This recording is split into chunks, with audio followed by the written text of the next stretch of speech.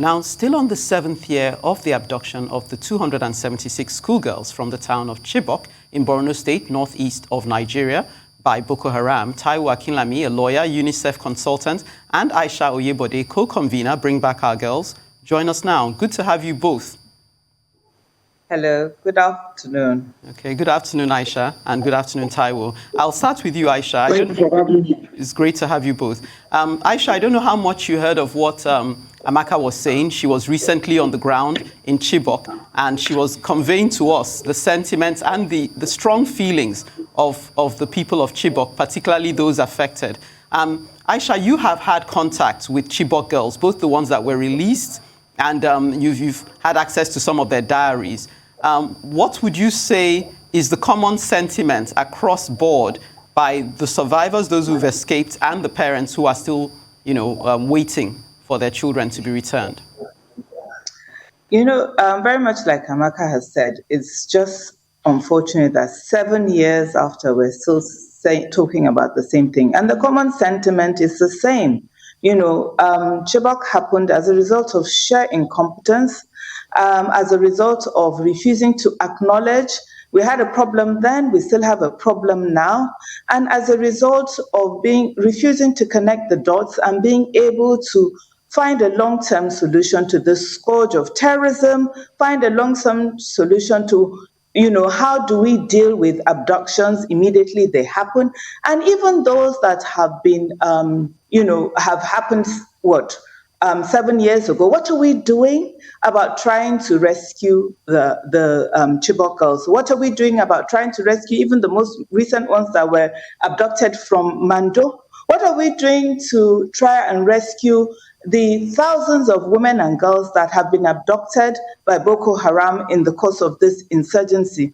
I remind people that, in November 2014, a few months after the Chibok girls were abducted, I don't know that anybody knew that a school in Damasak, Damasak was attacked a couple of days ago.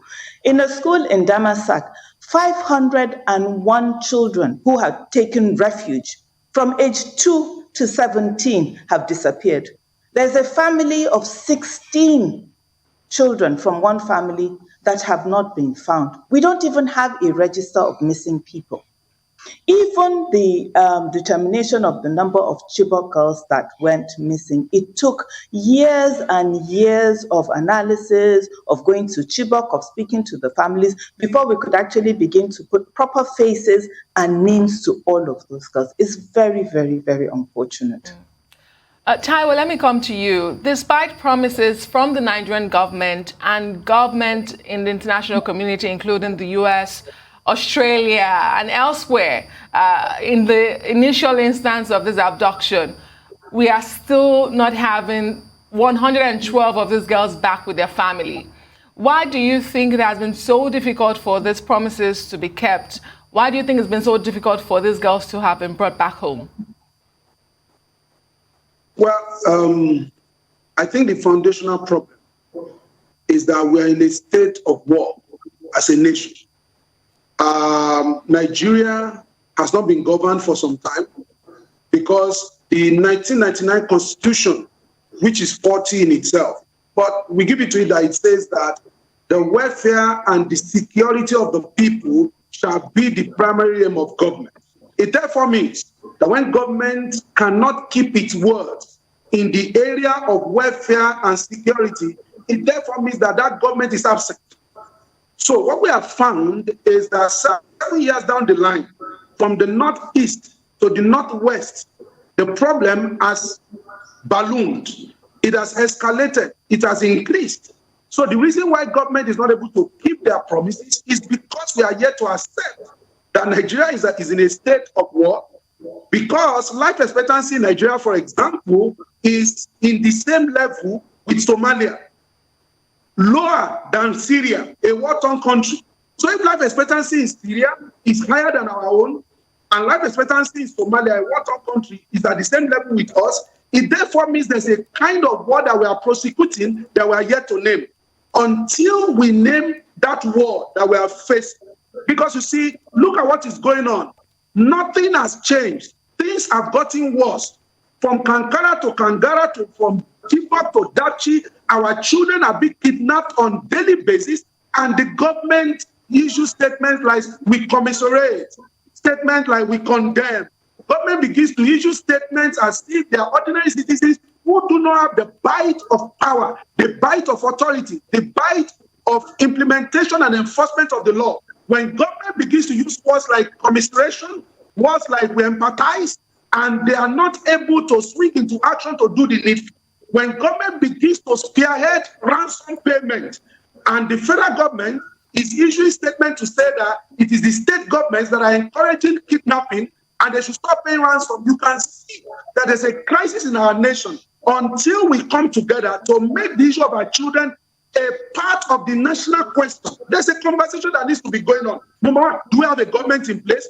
Number two, if we have a government in place, how come they have not been responsive? If they are not responsive, what do we need to begin to do from now to ensure that we begin to question the people we put in power so that they can be responsive and responsible for the welfare and the security of the nation? It is worse because we are dealing with children. And Mandela says there's no keener revelation of the soul of a nation than how it is its children.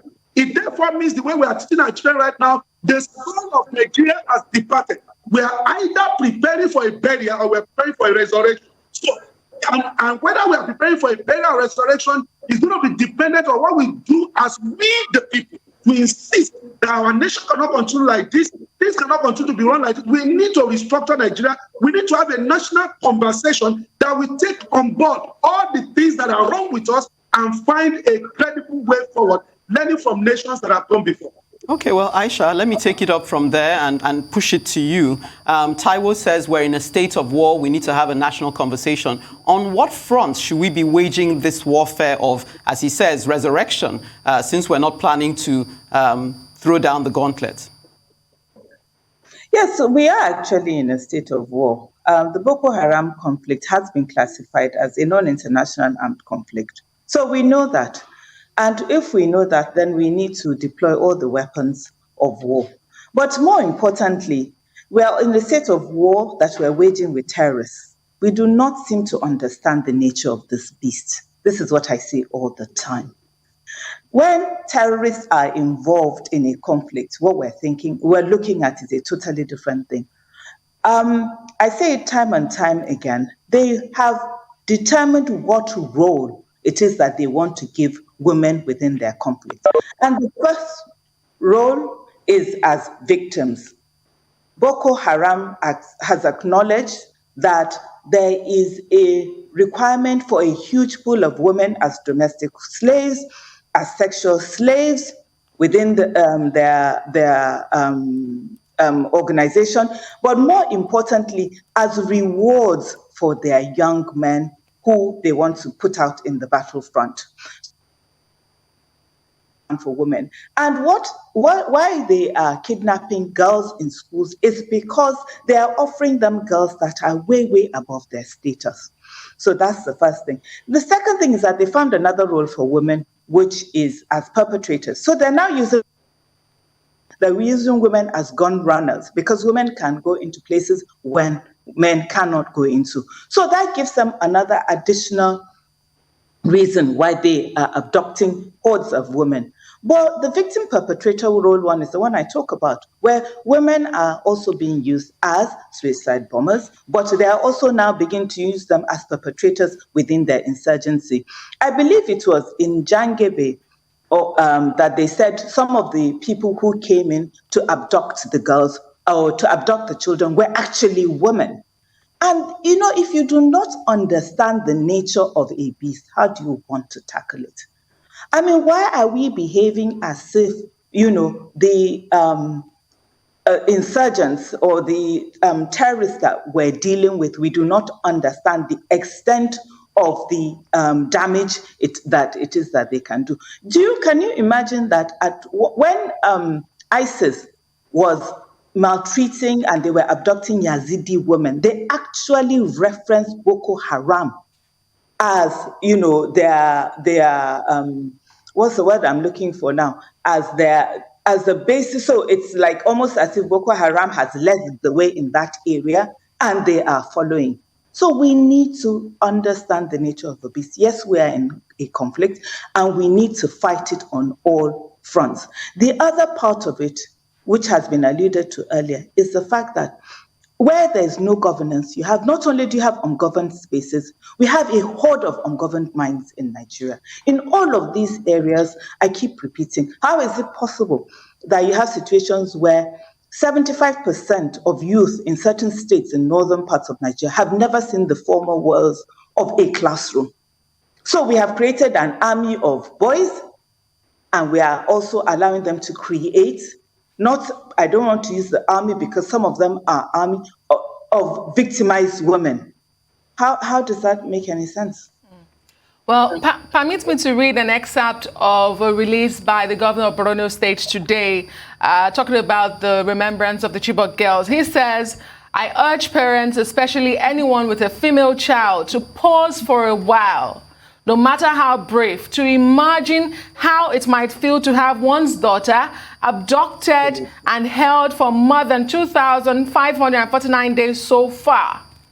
And so my question to both of you, and Aisha, I'd like you to start with this, is on a day like this, what do you say to the parents and the loved ones of this 112 girls that are unaccounted for? How do we right the wrongs? How do we reassure them that this is just not another day on the calendar where we remember? How does the government, reassure them that they are not forgotten? Aisha. Well, I like what the governor of Borno said, and I think the first thing we need to do is actually apologize. We need to apologize to the Chibok parents. We need to apologize to every parent that has lost a child as a result of this conflict. We need to apologize to everybody who has had someone abducted because we have failed. So we definitely need to apologize to them. Now, the other thing we need to say to them is that all of us now, we need to start to begin to think, how do we continue to mobilize in every way we can to ensure that every single woman, every single girl, every single boy, every single that have been abducted by Boko Haram is accounted for. And I use that word accounted wisely. It's a very, very sad word because when you are talking about accounting, it means that there will be some that will not be returned to us alive. But we want every single person accounted for. And in doing that, we also need to acknowledge, to be able to determine how many people have we actually lost in this conflict. And I'm talking about not just from death, but from these abductions.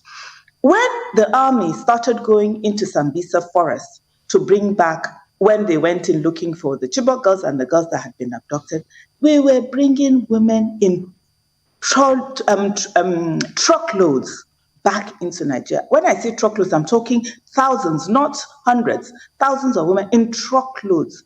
How is it possible that that many women and children would have gone missing and we were, life has not stopped? How is it possible that in the entire history of the world, Boko Haram has used the most number of women and girls as suicide bombers? In 7 years, we're talking over 100 women and girls. The Tamil Tigers in 10 years used less than 60. How is it possible? And the nation has not stopped. So what we owe them is to begin to understand that there's a responsibility that goes to government and to us to make sure that every single one of those women, girls, boys are returned to us. Very briefly, Taiwo, what do you say to Chibok parents on a day like this? Well, to the parents, there's no hopeless situation, only hopeless people, says Claire Booth. What it takes for evil to triumph is for men and women of good deeds to fold their arms and do nothing. We have to keep pressing. We have to keep believing that this is a war that is winnable. Evil does not have capacity to triumph over good. So we encourage the parents to keep hope alive. Though it is difficult, it's tough, but it is possible. Now, for the statement issued by the government, I think that talk is cheap. I mean, that's the type of thing I'm talking about. You issue statement to claim that you're empathizing with the people. What exactly are you doing in terms of, credible action? And last, for us to fix the problem of our children, insecurity within the school system, we must be interested in fixing Nigeria. The cry must not be about who becomes the president in 2023. 2023 may be a mirage. What we need in Nigeria is not a change of personnel, it's a change of the system that pitches us against each other, that makes the state ungovernable and impossible for people to reap the dividends of democracy and the dividends of governance. That's how we must be pushing at. All our struggle, all our effort must be targeted towards not a regime change, but a system change. If you call it peaceful revolution, so be it. Okay, since we have maybe about a minute, I think, Aisha, are you able to tag on to that, your personal resolution? I know you've been on this journey for as long as some of the parents as well. So what's your personal resolution on a day like this going forward, if you'd like to share it?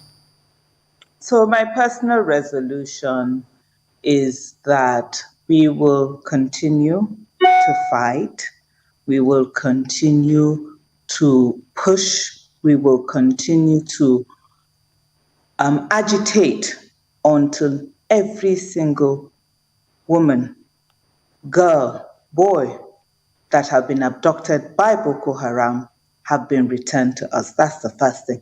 The second one is that we need to focus on education.